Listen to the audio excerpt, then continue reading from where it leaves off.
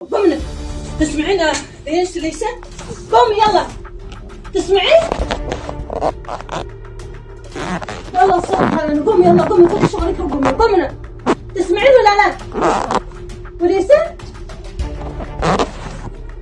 يلا صلت علينا قومي تسمعين ولا لا؟ قومي قومي يلا شغلك شغلكم قومي يلا قومي هاي قومي انت قومي شغلك قومي تسمعني ولا لا؟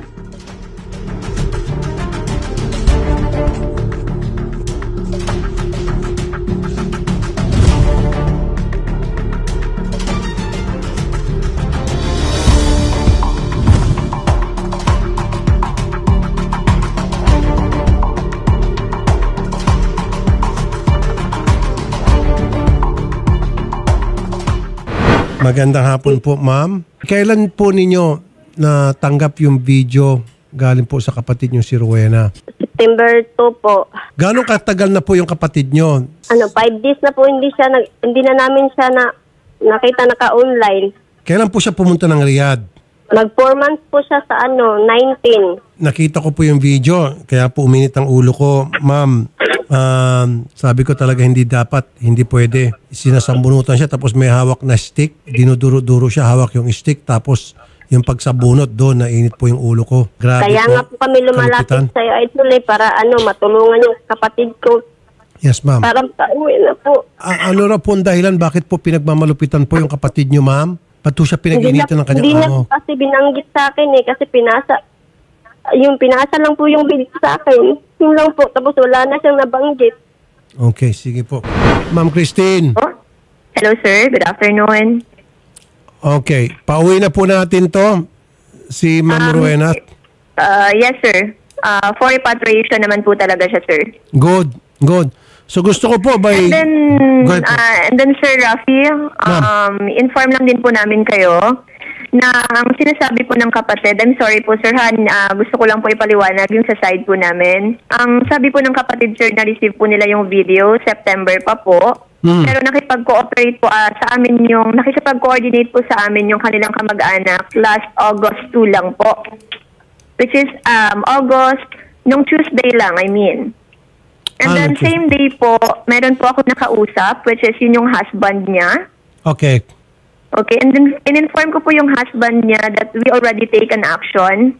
And then nakipag-cooperate na din naman yung employer niya kung ano man po yung hinihingi namin as agency. Okay, okay. So, and then after nun, on the same day, kinausap ko din po yung kapatid niya, which is nasa Saudi Arabia din, named Edna. Okay, good. Para i-inform din about doon sa situations. And I don't know na meron pa pala siyang kapatid. Kasi sir, I'm sorry, ang dami po pala nilang magkakapatid, which is 5 na po ata ang nakakausap ko po. And then siya lang ata yung hindi ko na-inform. Hindi ko naman alam na wala silang communication bawat isa. Kasi po napunta sa amin at pinakita po kami ng video, sino ba naman po hindi magagalit at hindi init ang ulo, inapi yung kababayan natin doon, kinakawawa, tinatawag natin silang mga bayani at pagkatapos pabayaan natin sila na merong mga tao doon kung nasan sila at inaabuso. Yung ibang relatives niya na nakakausap namin sa agency, bakit hindi man lang in-inform yung other relative para hindi naman sana nag-alala?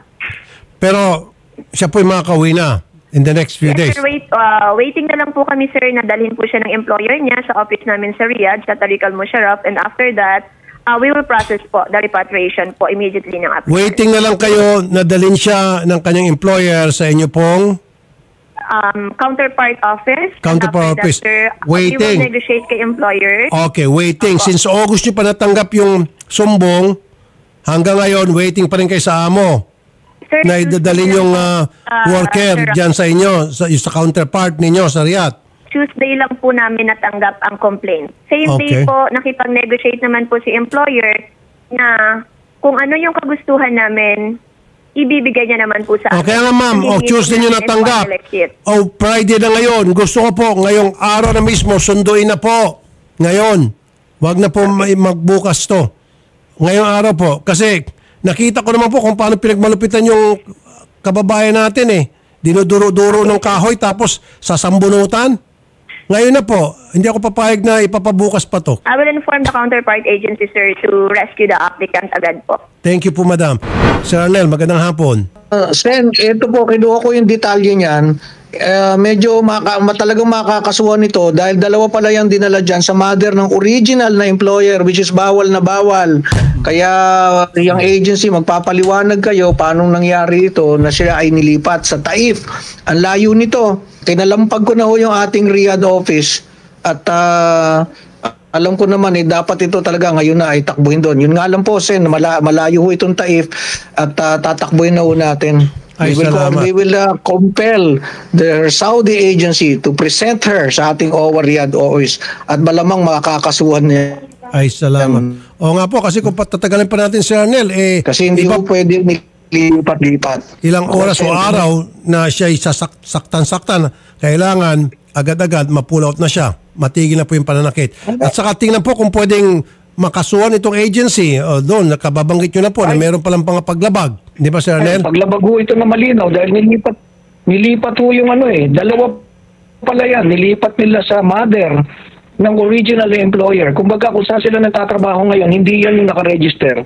Aha. Ayun na. Hindi sila basta-basta pwede maglipat ng worker. Wala sa kontrata po yun. Ito yung nangyari palagi, di ba, Sir Arnel, na naglilipat-lipat sila ng mga worker na wala sa kontrata? Hindi ho pwede yan. Kaya we will take the necessary action. Alam niyo, Sen, kung lang makuha talaga, mas malaki-laki pa. Kaya namin bantayan yung buong Riyadh eh. Napakalaki ho kasi niyan eh. Napakalaki. Yan hong Taif, it's more than 1,000 kilometers from Riyadh. But we will go there. We will go there. Thank you po. So, sige po, Sir Arnel, ngayon po ma-pull out na po yung worker natin. Kawawa naman. Okay. Sige, ikaw din, Ma'am Christine, pull out nyo na po ngayon. Ngayong araw na ito, wag na po waiting. Ano po? Okay, noted, sir. Thank you po. Sir Arnel, maraming salamat po. Thank you po. Anytime po, Sen. Kasama niyo po kami lagi. Yes, sir. Yes, sir. Salamat na lang po, Ma'am Christine Backless. Thank you po. Ma'am Abilina. Okay, tututukan po namin to hopefully in less than a week.